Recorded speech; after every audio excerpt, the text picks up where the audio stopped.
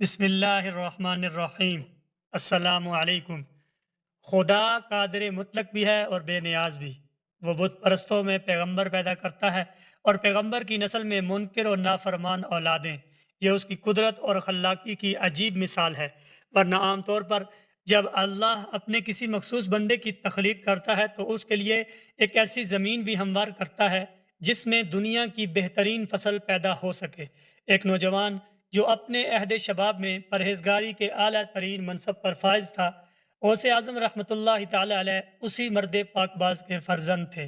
ایسے فرزند کہ جس پر ماں باپ ہی نہیں، سارا عالم اسلام ناز کرتا تھا، اور یہ سلسلہ ناز ابھی ختم نہیں ہوا۔ 850 سال گزر جانے کے باوجود اس مجلس ادب میں گنہگاروں کا تو ذکر ہی کیا، ہر دور کا بڑے سے بڑا ولی بھی خوف سے لرزتا ہوا داخل ہوتا ہے۔ غوث اعظم صحیح النسب تھے۔ والد محترم کی طرف سے 12ویں پشت میں آپ کا سلسلہ حضرت سیدنا امام حسن رضی اللہ تعالی عنہ سے مل جاتا ہے۔ آپ کا خاندانی نام محمد عبد القادر اور لقب محی الدین یعنی مذہب کو زندہ کرنے والا تھا۔ آپ کی ولادت 470 ہجری میں ہوئی۔ آپ کا آبائی وطن ایران کا ایک قدیم قصبہ جیلان ہے۔ آپ رحمۃ اللہ تعالی علیہ رمضان المبارک کی پہلی تاریخ کو دنیا میں تشریف لائے۔ اسی رات آپ کے والد محترم حضرت ابو صالح نے حضور اکرم صلی اللہ تعالی علیہ وسلم کو خواب میں دیکھا۔ سرور کونین صلی اللہ تعالی علیہ وسلم اپنے صحابہ کرام رضوان اللہ علیہم اجمعین اور اولیاء اعظام کے ساتھ تشریف لائے ہیں اور فرما رہے ہیں، اے ابو صالح، تجھے اللہ تعالی نے فرزند صالح عطا فرمایا ہے، وہ میرے بیٹے کے مانند ہے اور اولیاء میں اس کا مرتبہ بہت بلند ہے۔ آپ کی پیدائش کی رات ایک اور عجیب و غریب واقعہ پیش آیا۔ معتبر مورخین نے لکھا ہے کہ اس رات پورے شہر میں جس قدر بچے پیدا ہوئے وہ سب کے سب لڑکے تھے۔ پھر وہ تمام لڑکے جوان ہو کر ولایت کی منزل تک پہنچے۔ آپ کی والدہ ماجدہ فرماتی ہیں کہ عبد القادر رمضان المبارک میں پیدا ہوئے اور انہوں نے پورے مہینے دن کے وقت دودھ نہیں پیا۔ دوسرے سال گہرے بادل ہونے کی وجہ سے رمضان کا چاند نظر نہیں آ سکا اور لوگ شبہ میں پڑ گئے۔ آخر قرب و جوار کے چند لوگوں نے حضرت شیخ عبد القادر جیلانی رحمۃ اللہ تعالی علیہ کی والدہ ماجدہ سے دریافت کیا، سیدہ، کیا تمہیں رویت ہلال کی کوئی خبر ملی ہے؟ جواب میں سیدہ نے فرمایا، آج میرے عبد القادر نے خلاف عادت دن کے وقت دودھ نہیں پیا ہے، اس لیے میں سمجھتی ہوں کہ آج پہلا روزہ ہے۔ کچھ دن بعد معتبر شہادتوں سے اس بات کی تصدیق ہو گئی کہ دوسرے شہروں میں رمضان کا چاند نظر آ گیا تھا۔ پھر یہ بات دور دراز کے علاقوں میں مشہور ہو گئی کہ سادات عجم میں ایک مبارک بچہ پیدا ہوا ہے جو رمضان میں دن کے وقت دودھ نہیں پیتا۔ خود حضرت غوث اعظم رحمۃ اللہ تعالی علیہ نے بھی اپنے ایک شعر میں اس واقعے کی طرف اشارہ کیا ہے، میرے ابتدائی حالات کے ذکر سے تمام عالم بھرا ہوا ہے اور میرا گہوارے میں روزہ رکھنا مشہور ہے۔ حضرت شیخ عبد القادر جیلانی رحمۃ اللہ تعالی علیہ نے ابھی ہوش نہیں سنبھالا تھا کہ اچانک آپ کے والد محترم بیمار ہوئے اور دار فانی سے رخصت ہو گئے۔ اکثر اولیاء کرام کی زندگی میں یہ قدر مشترک پائی جاتی ہے کہ وہ عہد طفلی ہی میں سایہ پدری سے محروم ہو جاتے ہیں، اور پھر مادہ پرست لوگ یہ سمجھنے لگتے ہیں کہ ان یتیم بچوں کی زیست کیسے بسر ہوگی اور دنیا میں کون ان کا پرسان حال ہوگا۔ مگر ایک وقت وہ بھی آتا ہے کہ جب یہی بے سہارا بچے ساری دنیا کا مرکز نظر قرار پاتے ہیں اور بڑے بڑے شاہان وقت ان کے آستانے پر کاسہ سوال لیے کھڑے رہتے ہیں۔ قدرت کی اسی رسم خاص کے مطابق حضرت شیخ عبد القادر جیلانی رحمۃ اللہ تعالی علیہ بھی بچپن میں یتیم ہوئے، لیکن ابھی آپ کے نانا حیات تھے۔ حضرت سید عبداللہ رحمۃ اللہ تعالی علیہ نے آپ کو اپنی آغوش محبت میں لے لیا اور محبوب نواسے کی تعلیم و تربیت جاری رکھی۔ حضرت شیخ عبد القادر جیلانی رحمۃ اللہ تعالی علیہ کا عہد طفلی دوسرے بچوں سے یکسر مختلف تھا۔ آپ کو دوسرے بچوں کے کھیلوں اور مشغلوں سے کوئی دلچسپی نہیں تھی، پھر بھی اگر کبھی بشری تقاضوں سے مجبور ہو کر دوسرے بچوں کی طرف متوجہ ہوتے تو ایک غیبی صدا آپ کا تعاقب کرتی، اے برکت دیے ہوئے میری طرف آ۔ یہ آواز سن کر حضرت شیخ عبد القادر جیلانی رحمۃ اللہ تعالی علیہ خوفزدہ ہو جاتے اور بھاگ کر اپنی مادر گرامی کی آغوش میں چھپ جاتے۔ کسی معتبر تاریخ سے یہ پتہ نہیں چلتا کہ حضرت شیخ عبد القادر جیلانی رحمۃ اللہ تعالی علیہ کی تعلیم کا آغاز کب ہوا؟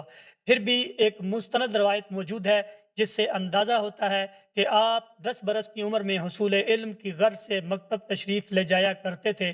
اس روایت کی بنیاد ایک مشہور واقعہ ہے۔ ایک بار حضرت شیخ عبد القادر جیلانی رحمۃ اللہ تعالی علیہ سے پوچھا گیا، آپ کو اپنے ولی ہونے کا علم کب ہوا؟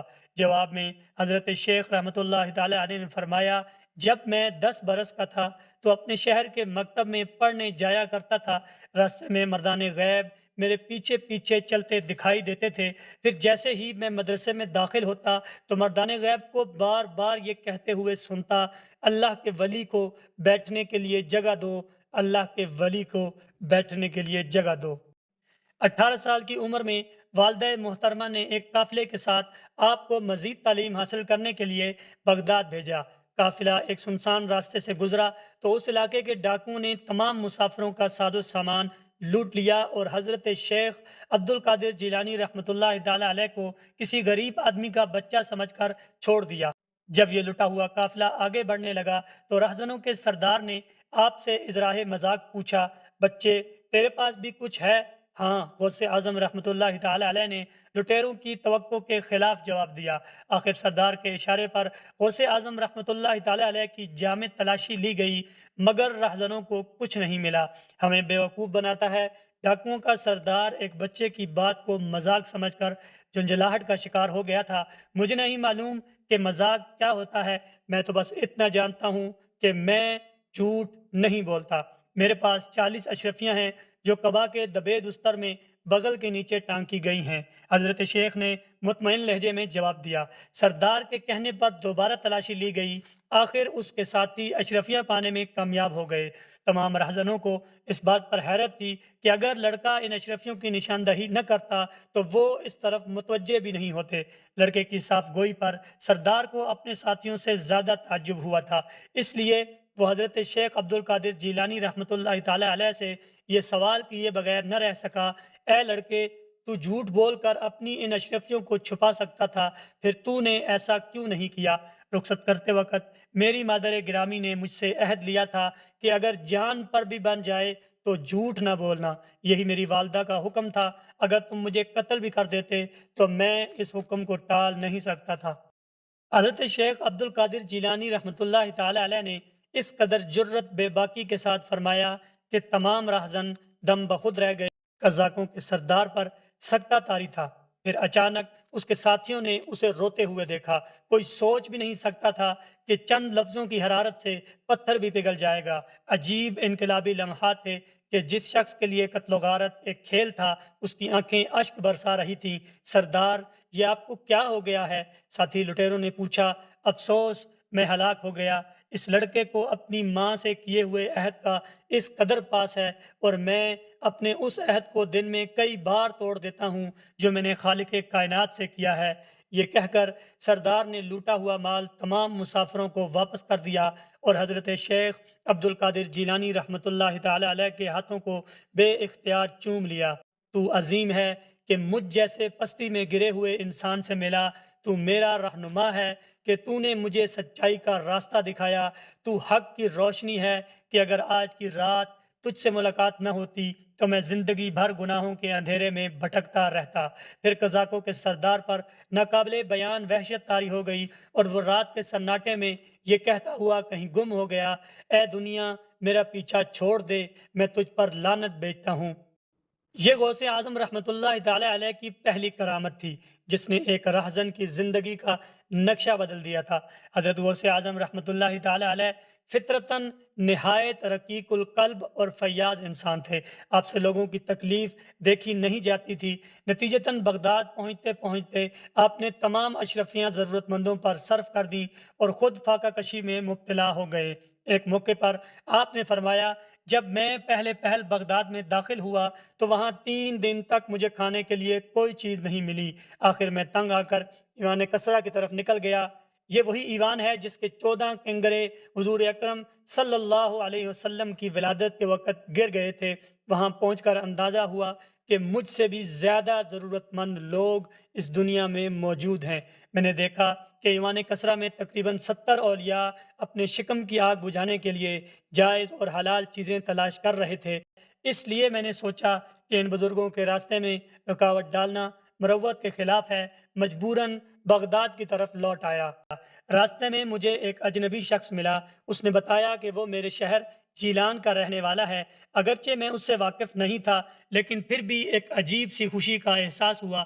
کچھ دیر بعد اس شخص نے سونے کا ایک چھوٹا سا ٹکڑا میری طرف بڑھاتے ہوئے کہا، یہ تمہاری والدہ محترمہ نے بھیجا ہے۔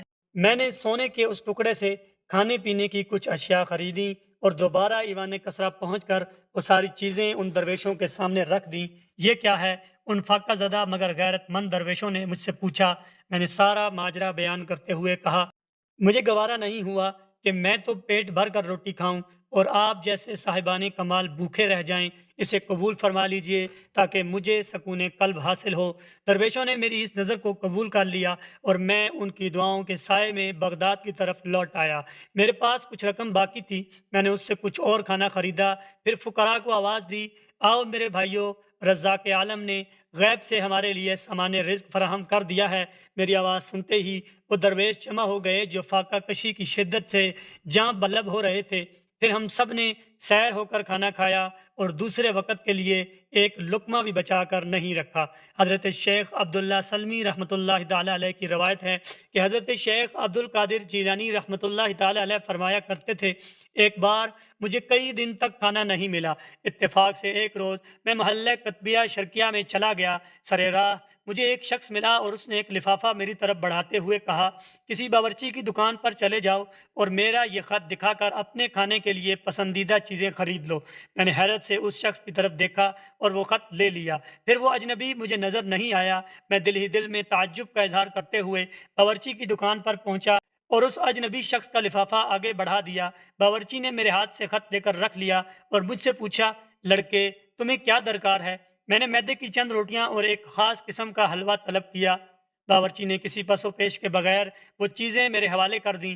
مجھے باورچی کے اس طرز عمل پر بڑی حیرت ہوئی۔ آخر میں اس سے یہ پوچھے بغیر نہیں رہ سکا، تم نے اس خط کو کھول کر بھی نہیں دیکھا اور مطلوبہ اشیاء میرے سپرد کر دیں، یہ کیا راز ہے؟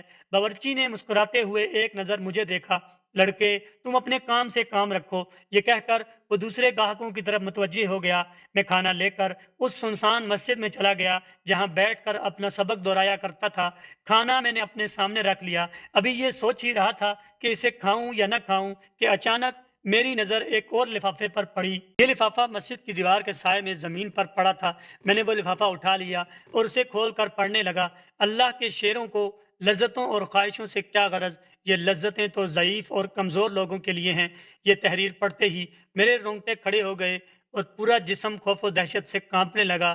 میں نے فوراً ہی اپنا رومال اٹھا لیا اور کھانے کی چیزیں وہیں چھوڑ دیں، پھر مسجد کے ایک گوشے میں 2 رکعت نماز ادا کی اور وہاں سے چلا آیا۔